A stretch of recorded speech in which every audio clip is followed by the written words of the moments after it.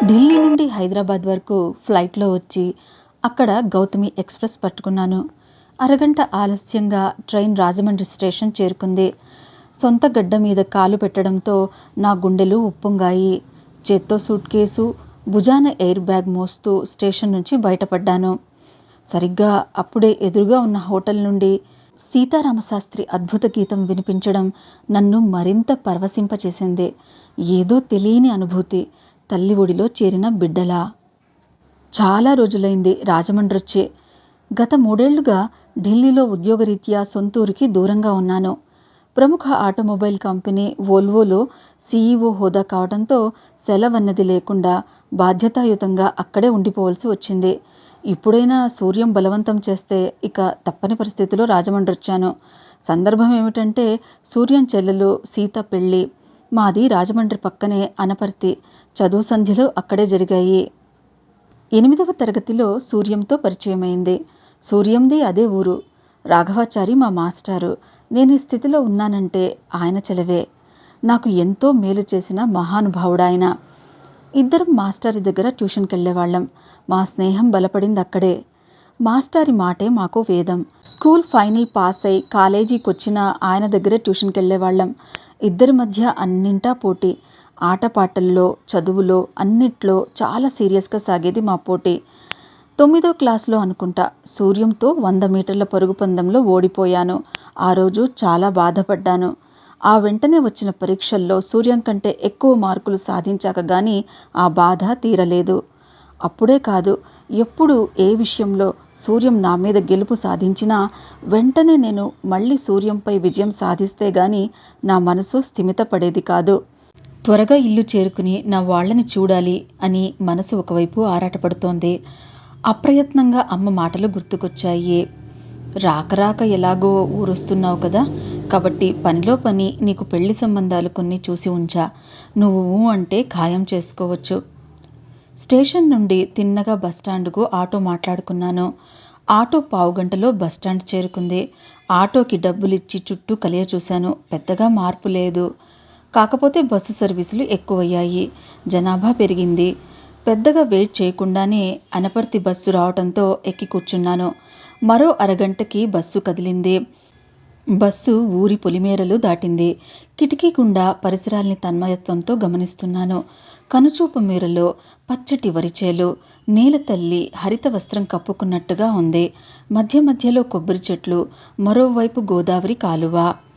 TVS మోపెడ్పై తళతళ మెరిసే గుండ్రటి ఇత్తడి బిందెలతో వెళ్తున్న పాలవాళ్లని, సైకిల్ కిరువైపులా కొబ్బరి బోండాల గెలలతో బోండాలమ్ముతున్న చిరు వ్యాపారులని బస్సు దాటుకుంటూ పోతుంటే టోటల్గా ఉభయ గోదావరి జిల్లాల సంస్కృతి కళ్ల ముందు సాక్షాత్కరించింది. ఎన్నాళ్లయింది ఈ అందాల్ని చూసి. అద్భుతం ఈ ప్రకృతి సౌందర్యం. మరో పావుగంటకల్లా బస్సు ఊరు చేరుకుంది. బస్సు దిగి సూట్కేసు, బ్యాగుతో నడుచుకుంటూనే ఇల్లు చేరాను. గుమ్మంలోనే ఎదురు చూస్తూ ఉన్న అమ్మ, వచ్చావా శేషు? ఎన్నాళ్లయిందిరా నిన్ను చూసి. ఇంత చిక్కిపోయావేంట్రా? ఏం ఉద్యోగాలో ఏంటో. వేళ పట్టున తిండి తింటున్నట్టు లేదు. నేను చిక్కిన మాట వాస్తవం కాకపోయినా తల్లి కంటికి దూరమైన బిడ్డ ఎప్పుడూ చిక్కినట్టే కనబడటం సహజం. అందుకే నవ్వుకున్నాను. అదేం లేదమ్మా, నేను ఎప్పటిలాగే ఉన్నాను. ఒళ్ళు చెయ్యలేదు, తీయలేదు నవ్వుతూ అన్నాను. ఏంరా ఎలా ఉన్నావు? ఉద్యోగం ఎలా ఉంది? అడిగారు నాన్న. బాగున్నా నాన్న, ఉద్యోగం బాగుంది. కాకపోతే కాస్త టెన్షన్ తప్పదు. మా రోజుల్లో ఉద్యోగాలని ఆనందిస్తూ చేసేవాళ్ళం. ఏంటో ఇప్పుడు ఎవరిని చూసినా టెన్షన్తో చేస్తున్నారు. అదే నాన్న మార్పు. సరే స్నానం చేసిరా, టిఫిన్ తిందువు గాని మధ్యలో కల్పించుకుంది అమ్మ. సరే నేను లేచి దొడ్లోకెళ్ళా. బంతిపూలు, చేమంతి పూలతో తోటంతా చాలా అందంగా ఉంది. మరువం వెదజల్లే సువాసన తన్మయత్వాన్ని కలిగించింది. బీర, చిక్కుడు పాదులు పిందెలు తొడుగుతున్నాయి. కొబ్బరి చెట్లు కాయల గెలలని మోయలేక మోస్తున్నట్టుగా ఉన్నాయి. వేప చెట్టు వేదాన్ని వల్లిస్తున్నట్టుగా గాలికి అటూ ఇటూ ఊగుతూ శబ్దం చేస్తోంది. కొన్ని నిమిషాలు ఆ వాతావరణానికి మైమరిచిపోయాను. స్నానం ముగించుకుని వచ్చి తిన్నగా దేవుడి గదిలో అడుగుపెట్టాను. ప్రశాంతమైన మనసుతో కొన్ని నిమిషాలు దేవుడికి దండం పెట్టుకుని బయటకొచ్చాను. అమ్మ టిఫిన్తో సిద్ధంగా ఉంది. పెసరట్టు చేసింది. నాకిష్టమైన టిఫిన్. తింటుంటే ఒరే 2-3 సంబంధాలు చూశాను.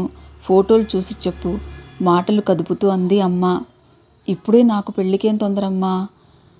ఈ ముక్క 3 ఏళ్లుగా వింటూనే ఉన్నాను గాని ఈసారి నేను తెచ్చిన సంబంధాలు చూసి నచ్చిన పిల్లని ఖాయం చేసుకోవాల్సిందే. దృఢంగా ఉన్నాయి అమ్మ మాటలు. అవునరా, నువ్వెప్పుడొస్తావా, ఎప్పుడు పిల్లని చూసి ఓకే అంటావా అని చూస్తోందిరా మీ అమ్మ. ఇక వాయిదా వెయ్యకు అన్నారు నాన్న కూడా. సరే చూద్దాంలే అనక తప్పలేదు వారిని నిరుత్సాహపరచలేక. అలాగన్నావు, బాగుందిరా, సంతోషంగా అంది అమ్మ. టిఫిన్ పూర్తి చేసి లేచి నా బ్యాగు తెరిచాను. అందులో నుండి అమ్మకి పట్టు చీర, నాన్నకి పట్టు పంచ తీసిచ్చాను. వారి సంతోషానికి అవధుల్లేవు. చాలా బాగుందిరా ఈ రంగు. ఏవండి చూడండి, నా కొడుకు నా కోసం ఎంత మంచి చీర తెచ్చాడో. ఉండండి, పక్కింటి ఆవిడికి చూపించొస్తా అంటూ అమ్మ పరుగులాంటి నడకతో పొరుగింటికి వెళ్ళడం నాకే కాదు నాన్నకి కూడా నవ్వు తెప్పించిందే.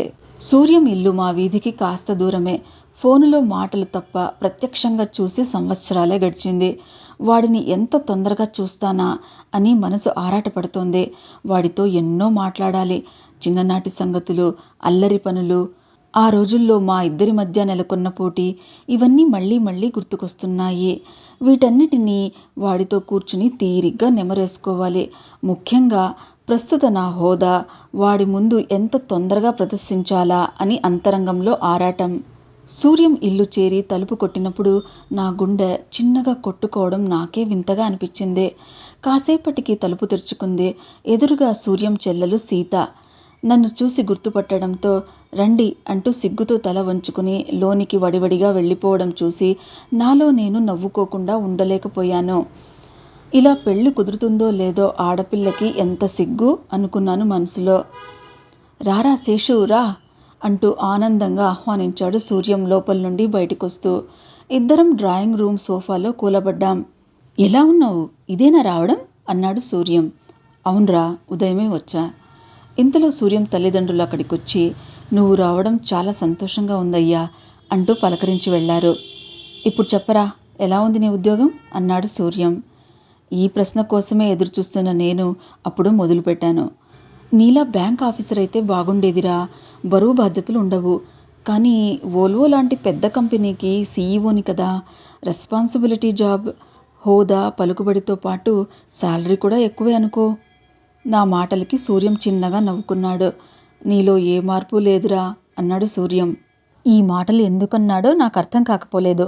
ఇద్దరి మధ్య ఎప్పుడూ పోటీనే.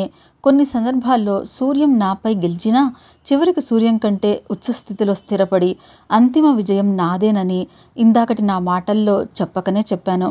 అందుకే సూర్యం నాలో ఏ మార్పు లేదన్నాడని గ్రహించాను. పెళ్లి పనులు ఎంతవరకొచ్చాయి అడిగాను మాట మారుస్తూ. అన్నీ జరుగుతున్నాయిరా. ఫంక్షన్ హాల్ బుక్ చేశాము, నగలు కూడా కొన్ని చేయించాము. ఇక బట్టలకి ఇవాళో రేపో రాజమండ్రి వెళ్దామనుకుంటున్నాం. నువ్వు కూడా వచ్చావు కాబట్టి మాతో పాటు రావాల్సిందే. అరే నేనెందుకురా, మీకే బంధువర్గం చాలా ఉంటే. ఏంట్రా అలా అంటావు, ఇంతకీ సీత పెళ్ళికేనా నువ్వు వచ్చింది సూటిగా అడిగాడు సూర్యం. అదేంట్రా అంత మాట అన్నావు. సరే వస్తాన్లేరా. అది కాదురా, ఆడవాళ్లతో బట్టల షాపింగ్ అంటే మగాళ్ల పని సరే సరి. అందుకే పక్కన తోడుగా నువ్వుంటే నా బాధలో భాగం పంచుకుంటావని నవ్వుతూ అన్నాడు సూర్యం. ఓరి అందుకా అన్నాను నేను సూర్యం జోకుకు నవ్వుతూ. అన్నట్టు మన రాఘవాచారి మాస్టారు ఎలా ఉన్నారు? ఆయన్ని తలవని రోజంటూ లేదురా. ఆయన లాంటి మాస్టార్లు చాలా అరుదు. బాగానే ఉన్నారా. ఈ మధ్య రిటైర్ అయ్యారు. వచ్చిన డబ్బుతో కూతురి పెళ్లి కానిచ్చారు. నిరాడంబరంగా జీవితం గడుపుతున్నారు. నేను అప్పుడప్పుడు వెళ్ళి కలుస్తూ ఉంటాను. ఆయన మొదటి నుంచి అంతే కదరా, నలుగురికి సహాయపడుతూ అందరికీ తలలో నాల్కలా ఉండేవారు. ఆయన మంచితనం గుర్తు తెచ్చుకుంటూ అన్నాను. నేను మాస్టారింటికి వెళ్తున్నా, నువ్వు రాకూడదు అడిగాను సూర్యాన్ని. ఇప్పుడా? పంతులు గారు ఏదో పనుండి రమ్మన్నారు. అక్కడికి ఇంకో గంటలో వెళ్ళాలి. ఈ రోజుకి నువ్వు వెళ్ళురా, రేపు ఇద్దరం కలిసి వెళ్దాం. ఆ తర్వాత ఇద్దరి మధ్య ఎన్నో సంగతులు, చిన్ననాటి సంగతులు ఒక్కొక్కటి నెమరు వేసుకుంటూ హాయిగా నవ్వుకున్నాము. మాటల్లో టైం ఇట్టే గడిచిపోయింది. వెళ్ళొస్తానని లేచాను. మాస్టర్ ఇంటి ముందు ముద్దమందారం ముద్దులొలుకుతోంది. చుట్టూ కంచె, చిన్న కర్రగేటు, 20 అడుగుల లోపలికి పెంకుటిల్లు. గేటుని ఇంటిని కలుపుతూ సిమెంటు దారి. ఇరువైపులా రకరకాల పూల మొక్కలు, మల్లె, కనకాంబరం, చామంతి, మధ్య మధ్యలో మరువం. మొక్కల పట్ల మాస్టర్ ఇష్టంలో ఏ మార్పు లేదు. చిన్నతనం నుండి చూస్తూనే ఉన్నాను. విద్యార్థుల పట్ల ఎంత శ్రద్ధో మొక్కల మీద కూడా అంతే శ్రద్ధ. గేటు తీసుకుని లోపలికి అడుగుపెట్టిన నేను ఆ చప్పుడికి మాస్టారు బయటకు రావడం గమనించాను. ఎవరు అంటూ కళ్ళద్దాలు సర్దుకుని నన్ను గుర్తుపట్టడానికి ప్రయత్నించారు మాస్టారు.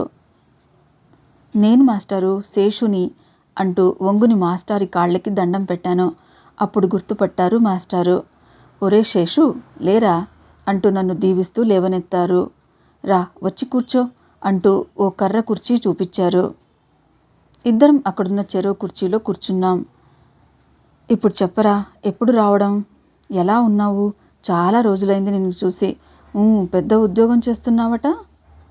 బాగున్నాను. ఈరోజే రావడం.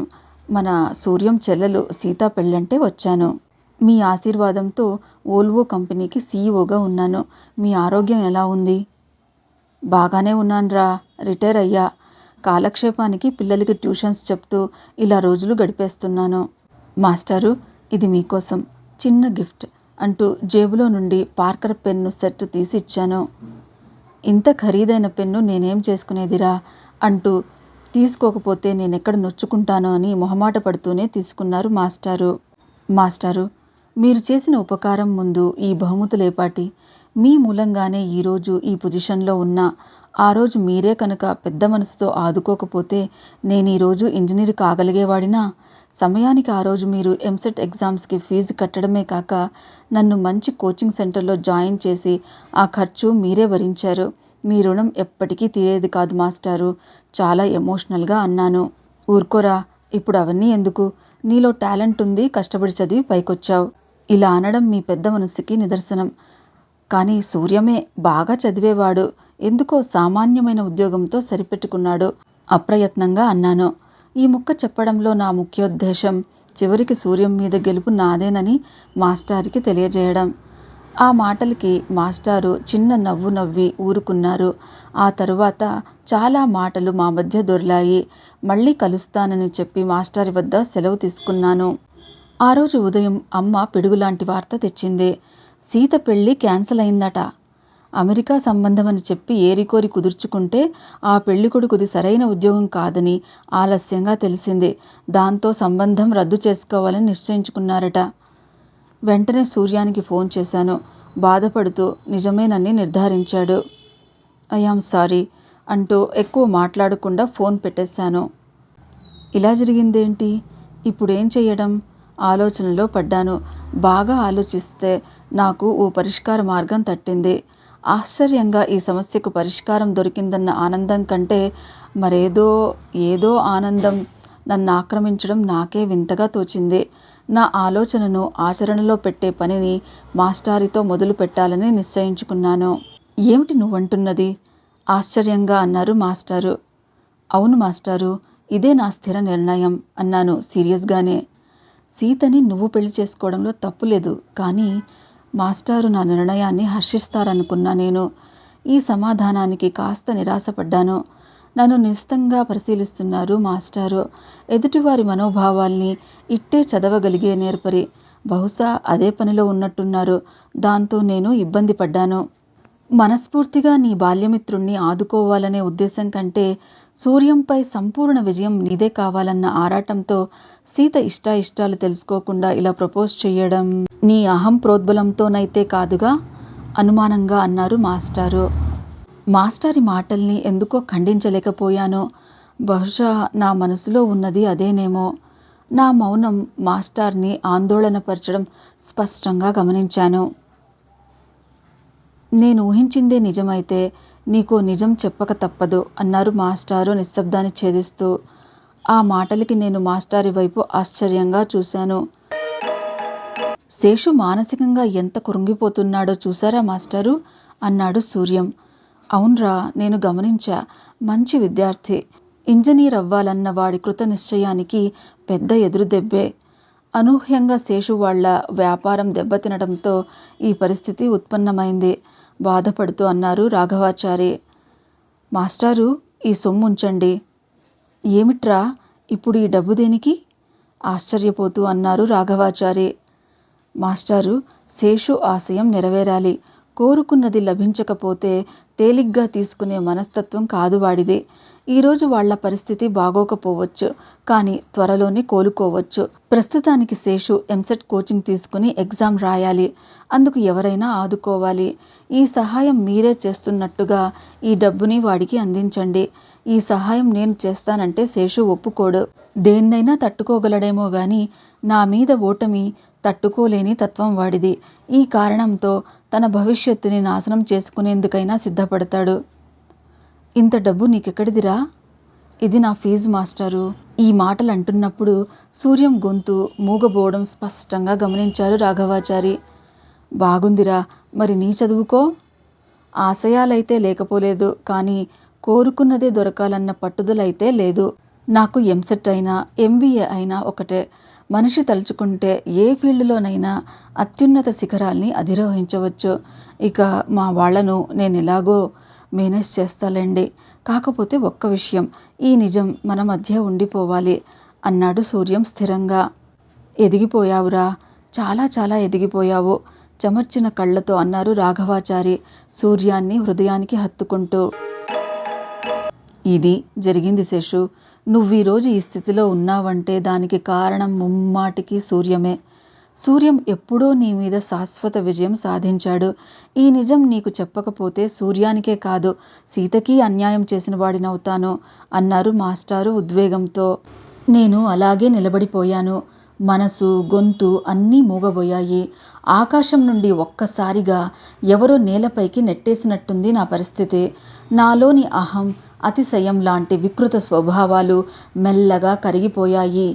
ఏం చేసినా సూర్యం రుణం తీర్చుకోలేనని స్పష్టంగా అర్థమైంది. మాస్టారు, సీతతో పాటు వారి పెద్దలకు కూడా సమ్మతమైతే నేను ఆమెని మనస్ఫూర్తిగా స్వీకరించడానికి సిద్ధం. కల్మషం లేని నా ప్రతిపాదన ఈసారి మాస్టారి ముందు ఉంచాను. ఈ కథను రాసిన వారు కారంపూడి వెంకట రామదాస్ గారు.